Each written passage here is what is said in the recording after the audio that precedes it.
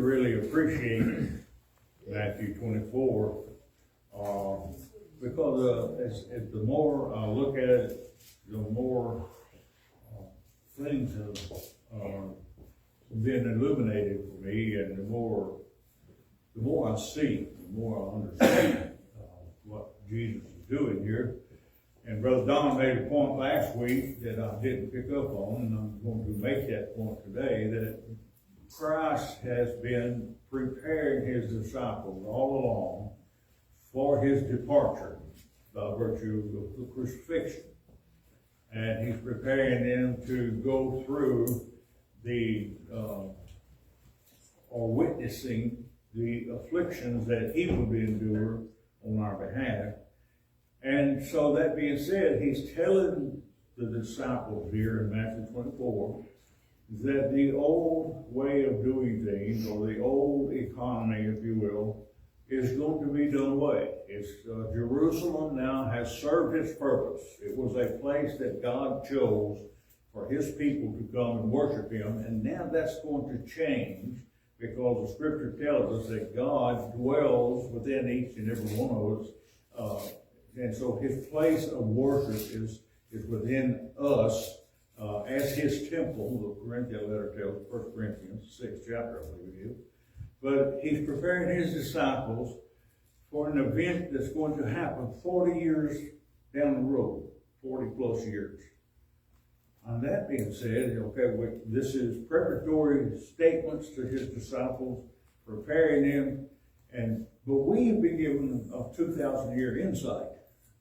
You see, we're 2,000 years removed from this event that's going to happen 40 years later, that Christ is preparing his disciples. And he goes on, he reiterates to his disciples, not be deceived. Don't be deceived. And it resonates with me because, in the New Testament teaching, we're told to take heed how you hear. Take heed how you hear. Don't be deceived, brethren. And he begins in verse 24, there shall arise false Christs, people who claiming to be Christ, or claim to have the knowledge, or to be the Son of God. I can't imagine anybody doing that, but I suppose that it's true because it's written here. But many are going to arise, and false prophets, and show signs and great wonders, even if they could, insomuch that, you see, now here's the point about verse 24. Insomuch that if it were possible, they should deceive the very elect. Even though they can't do these signs and wonders, and they attempt to do parlor tricks, if you will, and make merchandise of people, to people that have no faith or don't believe, it doesn't matter. It doesn't matter. They're not true Christians. They're not true followers of Christ. So they will believe anything. And as I got in my notes here, that people that believe a little bit of everything, in the end will believe nothing about anything. And so what he's saying here, if it were possible, that speaks to our faith. Our faith is so rooted and grounded in Christ Jesus and his word and his truth that don't be deceived. Don't be deceived. Listen to the Master. Hear his words. Jesus even said, he said, I am the shepherd, my sheep. Are you one of his sheep? You see, we have to ask the question. They know me, I know them, they hear my voice, they know my voice. So as the shepherd, when I call my sheep, they know my tone, they know my voice, and they come to me. So if it was even possible that the very elect said that they should be deceived. Go ahead, Leonard. I was thinking about when you said that, that we're looking back, and it was 40 years from the time that he said, we have a great opportunity here. We can look back in history. This is like, people always talking about, I wish I could go back in time, or I go forward in time. We can go back in time. We're going back in time, 2,000 years, plus, all the way 6,000, all the way to the beginning of time. We can go back in time and we can see all this stuff. Yeah, and that's the point I'm going to make, that we get a little bit deeper into the study this morning about the days of Noah. History repeats itself. Does it not? Yeah. Of course it does. And Jesus said, as in the days of Noah. He's telling us history's going to repeat itself. But let's don't get there yet. Let's go back up here to verse 24. But even if it were possible, the very elect would be deceived. He said, behold, I've told you before. So, or wherefore, if they shall say unto you, behold, he is in the desert, don't go out there. Go not forth, he says. Behold, he's in secret chambers. Believe it not. And the point is, they're lying. That's the point. They're lying. Don't be deceived. He said, for as the lightning cometh out of the east, and shineth even unto the west, so shall also the coming of the Son of Man be. Now, have you ever seen the lightning just sometimes during a thunderstorm or just before the storm hits? You'll look off to the east and you'll see that lightning flash real quickly, and then it's gone away. Just like that. You'll see the lightning just like that, it's gone. Well, that may be on my part a bad explanation, but it's not for Jesus. He said, as the lightning comes, it's the point here, just that quick. It's going to be instantaneous, and the coming of the Son of Man will be in that fashion. And so he's answering one of their questions here regarding the end of time, or when his judgment's coming. But he's talking about the destruction of Jerusalem. He says, so for wherever the carcass is, there will the eagles be gathered together. Now the eagles were the sign of the ensign that was upon the Roman standards. That's what the eagles were. And the carcass of Judaism had become a dead and a corrupt religion or way of worship. And it had become a fit prey for the vultures. And so the point that I took away from this is that wherever the carcass is, there will be eagles, or will the eagles be gathered together. Judaism had become a carcass, a dead, corrupt system. It's ready to vanish away, wax old. And so that which is dead and was ready to pass away, the vultures, the birds of prey would come and just tear it apart and just, eat upon it just till it's annihilated. It's done. It's gone. Well, the point I'm getting here is that as we talked about the church, the history repeating itself, back in the early 50s, now of course I wasn't born then, I was born in the 50s, but back in that day, as I studied and realized the church was undergoing, what's the word I'm looking for, Reformation they want to say, or a turning back to the Bible. The old guard was holding people's feet to the fire, book, chapter, and verse, and they was fighting the fights of institutionalism and all sorts of things that was going on back in the day. And the church began to split. The church went off this, they're just different people believe in different things. And it was holding to different doctrines, and some of it blatantly false. But they were fighting the fight here. But by and by, as history repeats itself, and he says here that where the carcass is, will the eagles be gathered together. By and by, as Judaism had become dead, corrupt, so will it happen to the church. So it will happen to the church.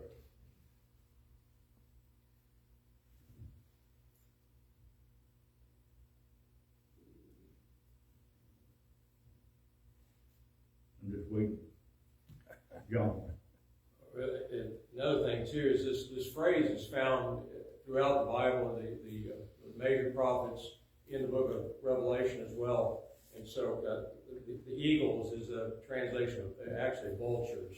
Yeah. So anytime a great destruction happens, there's death everywhere, and these vultures become eating on the flesh of these people.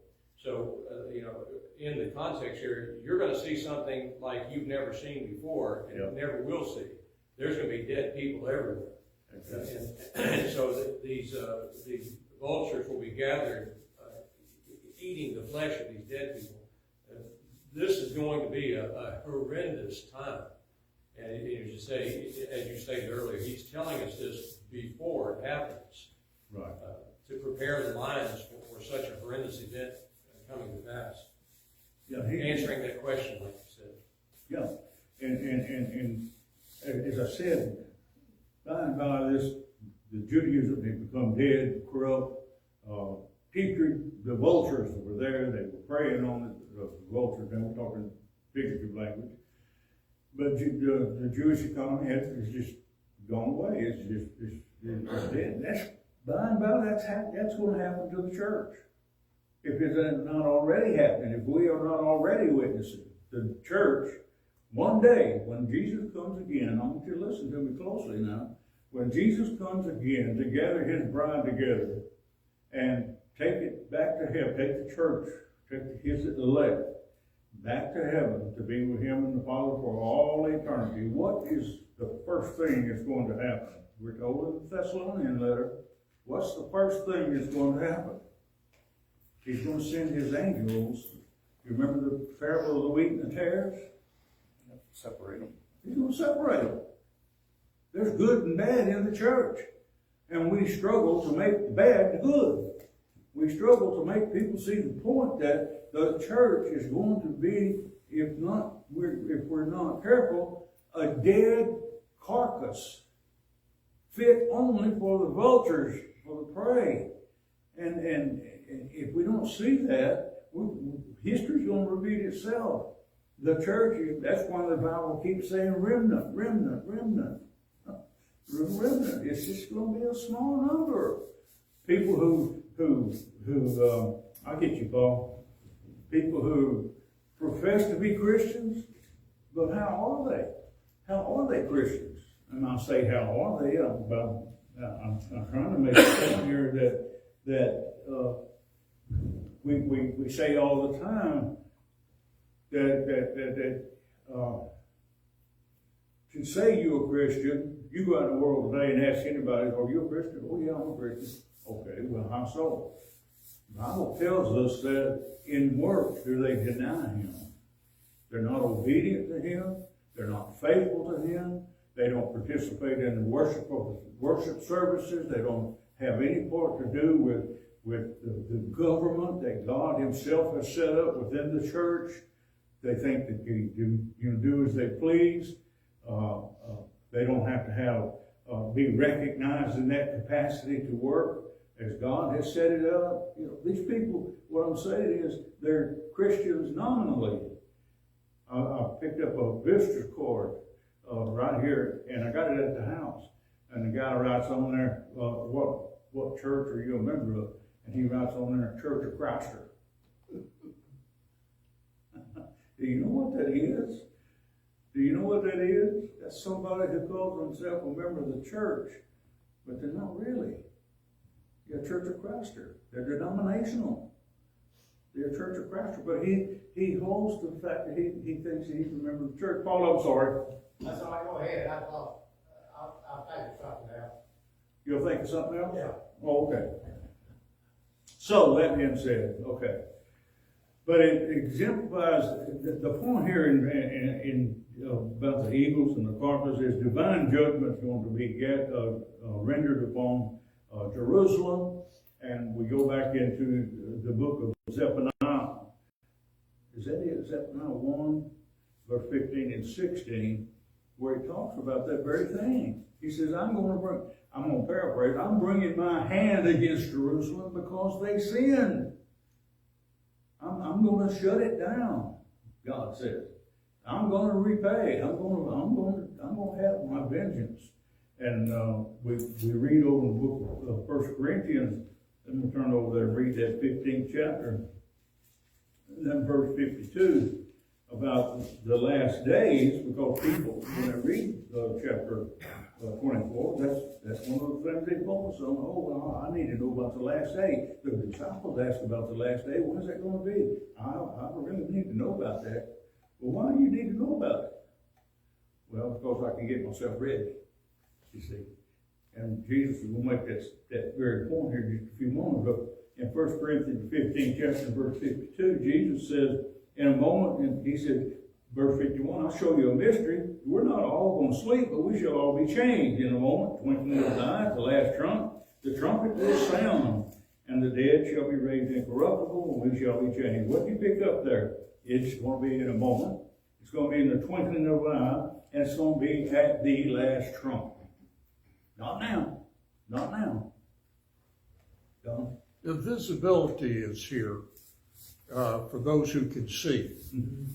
You're going to know whenever we, in today's life, when we see eagles or any vulture type creature circling up in the air, what do we know? What do we all know without being actual invisible? Something's dead. Something's dead under there.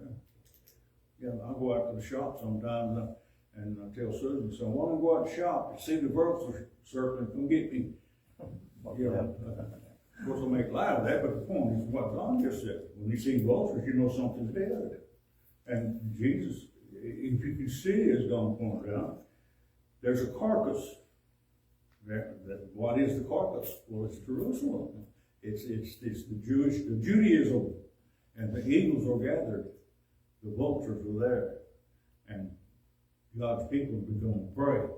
And he said, but verse 29 kind of pinpoints something for us here. He says, and it brings our attention back to the context or what Jesus is actually saying. But he says, immediately after the tribulation of those days, the trying times that Brother John pointed out, the devastating times, horrible times that hasn't been seen since time began. And Jesus said, no, not will ever be seen again. But he says, immediately after those days shall the sun be darkened, the moon shall not give her light, the stars shall fall from heaven, the powers of the heavens shall be shaken. Now, that being said, have we seen that? What does it mean the sun is going to be darkened and it says the moon will not give her light, the stars shall fall from heaven.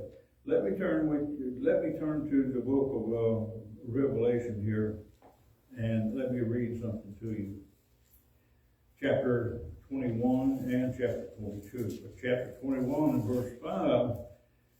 No, it's not verse 5. It's chapter 21 verse 23. It says,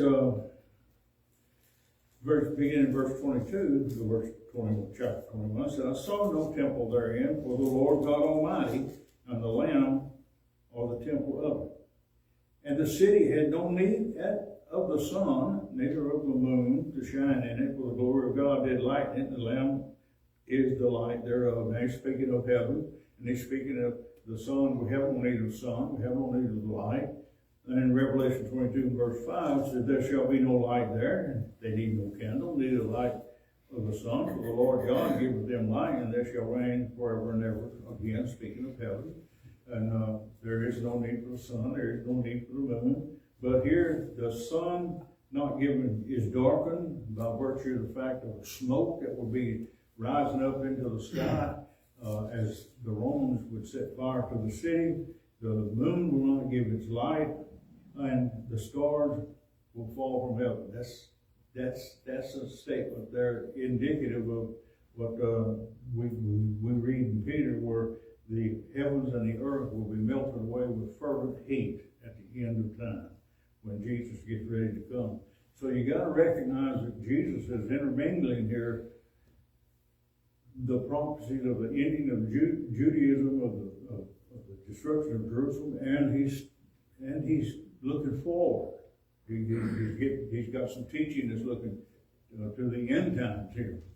And he said, and then shall appear the sign of the Son of Man in heaven, and then shall all the tribes of the earth mourn, and they shall see the Son of Man coming in the clouds of heaven with power and great glory. Okay, I live to 1 Corinthians 15:22, 1 Thessalonians 4, and verse 17, I believe it is. So he's intermingling the two, and the point being that this destruction of Jerusalem is typical of it's gonna be somewhat symbolic of what's gonna happen at the end time. It's gonna happen 40 years later. We have, like I said, Don said, 2,000-year insight, as we can look, as Leonard said, we can look back in time, we can read this, we can understand it, we can see what happened. And he's gonna send his angel, verse 31, and they're gonna, with the sound of a trumpet, they shall gather together his elect from the four winds, from one end of heaven to the other. So speaking of the end time, when Jesus sends forth his angel, he's gonna separate the wheat and the tares, those who were truly faithful, truly, and Brother Johnny and I were speaking to that just earlier before the class, and I made a statement to him, and I look at Christians from the standpoint of commitment, okay? When you're committed to serve God, but you don't. Oh, yes, I do. I'll show up every Sunday. Really? How many talents do you have? How much have you grown? What have you done for the Lord? Where's your service to the Lord? Yeah, well, I know you're here. But when I talk about commitment, brethren, I'm talking about someone who's dedicated their lives, and all of us in here this morning have dedicated the better part of our lives to serving God. Sometimes we haven't been as profitable as we wanted to be, or as we could have been, but we recognize that and we pick ourselves up, we move on, we try to get better, and we try to get better. But those people who have gotten wet in baptism, they don't show up for Bible class, they don't participate in the services, they don't recognize, especially the men, they don't recognize their responsibility to serve the Lord. I just got a question, I gotta ask the question, where's your commitment? Where is your commitment? And he's gonna send his angels, is my point here in verse 31, and he's gonna gather his elect, he's gonna separate them, the good from the bad. And then he tells me something here in verse 32. He said, now, verse 32, I said all this, and Jesus, he says all this, and then he says, now, learn a parable of the fig tree. Oh man, wait a minute here, let's stop. All of a sudden, in all this deep teaching, all of this meat that he's given us, he reverts back to a parable. Now I gotta figure out the parable. I really gotta put my mind to use here and understand what this parable is about. Learn a parable of the fig tree. Okay, Lord, what's the parable? Teach me. When his branch is yet tender and put forth leaves, okay. We look at the fig tree, the branch is tender and it's got little green leaves coming out of it. What do we know? Jesus clearly says, you know that summer is coming. Summer is close by. Summer is nigh. We look at the fig tree. I look at the pecan tree for myself, and I think to myself, well, I want to have my garden this year. I really do. And so when do I plant? Brother Jerry Lunsford taught me this.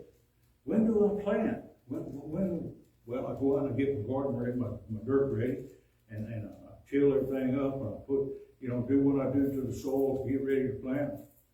But I look at the pecan tree. When that pecan tree begins to bud, I know that the very cold weather has passed. I know that the very cold weather has passed, and it's time for me to put my seed in the ground.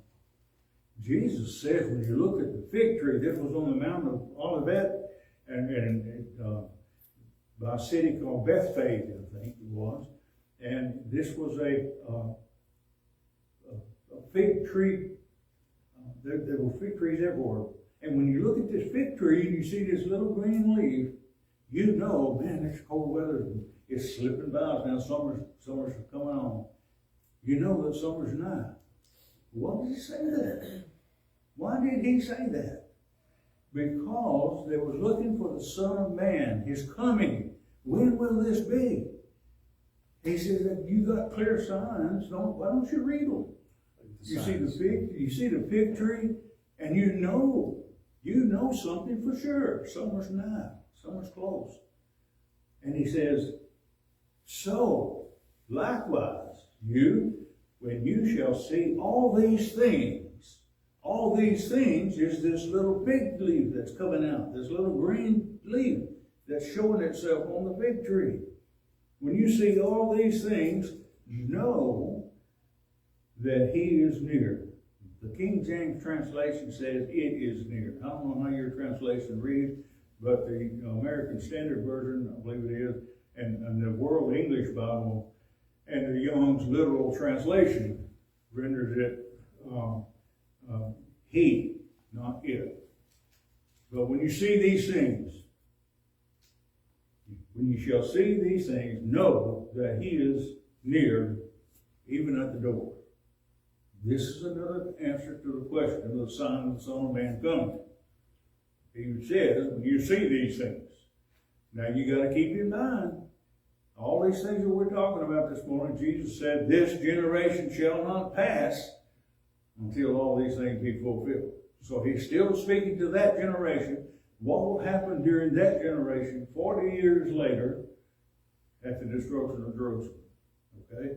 But then he's given us some insight as to the signs of the coming of Jesus Christ and the end time.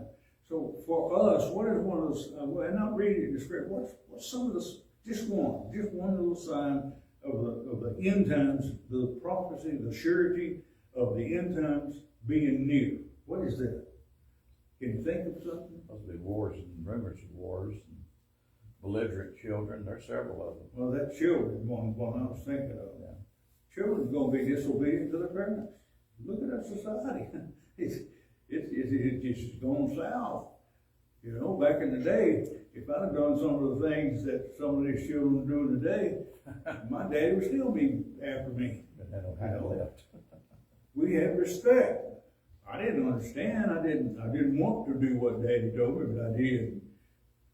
Because, you know, the punishment was worse than just doing it. But my point is, when Jesus says, when you see these things in relation to the destruction of Jerusalem, in relation to the Roman army besieging, it took 3 years for the Roman army to build this siege mound around Jerusalem. When you see all these things, know that he is near, even at the door. He said, verily I say unto you, again, this sets it back into context, this generation shall not pass. This generation, speaking of generation being somewhere around 40 years, it shall not pass till all these things be fulfilled. Everything that he spoke. But that generation is not going to be done away with until these things come to pass and be fulfilled. Okay? And then he says, heaven and earth shall pass away, but what's going to remain? My words shall not pass away. So he answers the questions that's been asked of him. And now he gets into the day and the hour of the end time. Makes you wonder, you know, he gives such a simple way of teaching, dealing with the tree. He's kind of telling them, he said, yeah, you know, you can look at signs from the everyday things that you know, and the things that I'm telling you. You look at these signs and you'll know. It's a very simple comparison. He said, you can know these things, but you have to look. You have to see that they're coming. You can see the things that have been prophesied, and you can see the coming of these things. You know, and one of the things we need to realize as Christians, as followers of Christ, is simply this: that service in one area fulfilled, if you will, elevates or promotes us or brings about a greater service in another area. That's called growth. Okay, that's what Brother Johnny was talking about this morning, he and I. And I was talking about the talents. But that being said, our talents in one area grows to the point that we have other talents in another area. you're not, maybe you're a Bible class teacher today, and tomorrow, that's figuratively speaking, with much time in between, you may be an evangelist, you may be a deacon, you may be an elder, you may be, whatever. But the point is the growth in the service here, and that's what none of us alluded to here. But, this question here, beginning in verse 36, being answered by Jesus, it's been on the lips of mankind since Jesus walked the earth. Since he walked the earth, they said, they want to know, okay, what's the sign of your coming? Okay, well, some people say, well, he came during the destruction of Jerusalem, and that was the second coming, and then what we are under now is a millennial reign, and he's going to come a third time. No, that's wrong. That's false doctrine. That is totally wrong. It clearly says that Jesus did not come during the destruction of Jerusalem, but now he's going to answer when he will come. He's going to answer when he will come, okay? He said, of that day and that hour knoweth no man. No man knows. Now let's stop there and go back to what he said. Don't be deceived. Do not be deceived. Don't listen to these people who cast these times of the end that you can go out and be ready. He's going to make the point a little bit later here. He says, knoweth no man, not even the angels of heaven, who knows it? Who knows? My Father only. But, and here's the point that we made earlier, history repeats itself. As in the days of Noah, so shall also the coming of the Son of Man be. Now, let's stop there a moment. What was it about the days of Noah that he's alluding to? What is it? What's going on here? Oh, yeah, we know that, debauchery and licentiousness and all manner of evil and sin was going on. What is he saying? What is it he's saying? As in the days of Noah. Who was Noah? Brother Paul? Well, everybody's just gonna be going about their own business, or whatever they do day in, day out, that life is going on. And such as it's gonna be in our time. People are gonna be going to and fro, going shopping, going there, going on vacation, minding their own business, and all of a sudden. And that's exactly right. But further, if you will, Noah, who was Noah? Righteous man. He was a preacher of righteousness, you see. As in the days of Noah, who was a preacher of righteousness, and there was not no one, saved apart from his own family, that was saved. Wow, really? This man Noah was a preacher of righteousness. What was he preaching? What was so righteous about Noah's preaching, brother? Are you picking up on it? Brother Paul? Well, verse 36, don't you think that the context here that he's still talking about the destruction of Jerusalem here? On that day and hour, no man knows. I understand it's not intertwined the end of time in part of this chapter here, or with the destruction of Jerusalem. But I still think he has in mind here, even in the day and hour nobody knows, he's talking about when that destruction is going to come in Jerusalem. I don't think the disciples probably would understand when he's talking about him returning a second time quite yet in the context. But that's just another way of thinking about it. I studied this a lot, and that still could be concerning the destruction of Jerusalem here. Nobody knows that except the Father when that's going to occur. But you need to be alert. You need to be aware, because everybody's going to be going about their life just like in the days of Noah. Getting into their own business and their own affairs, not paying attention and watching for the signs when that destruction of Jerusalem comes. Well, he brought the destruction of Jerusalem to a close by virtue of the fact what he says in verse 33. He said, when you shall see all these things, know that he is near. Know it's near. All those things are not going to happen. All these things are going to happen in their lifetime. Yeah, exactly, destruction of Jerusalem. And he introduces a new thought. Right. He introduces a new thought here about the coming of the end time. Right, in verse 35, that's where he starts speaking of heaven and earth will pass. And that's where he's talking about the end of the age, the end of the world. But I suppose, you know, without, how should I say it, causing a big rift, if you will, you have to separate the destruction of Jerusalem from what Jesus said about the second coming, the end time. There's got to be a stopping point to Jerusalem's destruction and the prophecies that he's talking about being fulfilled 40 years later.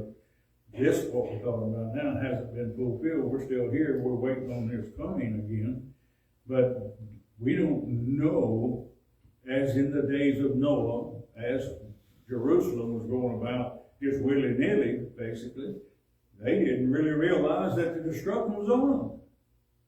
You know, they didn't recognize that the day and hour had come. But Jesus said, this generation is not going to pass. This is going to happen. So this was talking about that generation being done away with, but now we're talking about Jesus coming again, and nobody knows. As the days of Noah, Noah was a preacher of righteousness. He was preaching, get yourself right with God, repent. It goes back to the message that he said to Cain after Cain had killed Abel. He said, why are you so long-faced? He says, why is your countenance fallen? And he said, if you do good, will you not be accepted? That's the message for us today. If you do right or righteousness, will you not be accepted? Of course you will. But, he says, sin lies at the door and you should rule over it. You see, that's what and he said, that's what was happening. Noah was a preacher of righteousness. Sin had taken over the world and become rampant. We read Genesis 6, that every thought of man was evil continually, and so it is today. History repeating itself. And we look on the news today, and what are they fighting about? The wars and rumors of wars, that's an easy thing. That's an easy thing. But they're fighting over the fact that our kids are transgender. They're trying to tell our children that, hey, if you're born a little boy, you can be a little girl. Or if you're born a little girl, you can be a little boy. That's wrong. That is blatant sin. And that is just open. You can't categorize that any other way.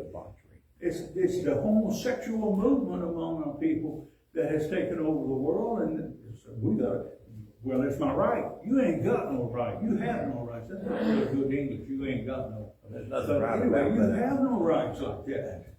You have to do what God said. And as in the days of Noah, they wasn't doing that. Noah was a preacher of righteousness.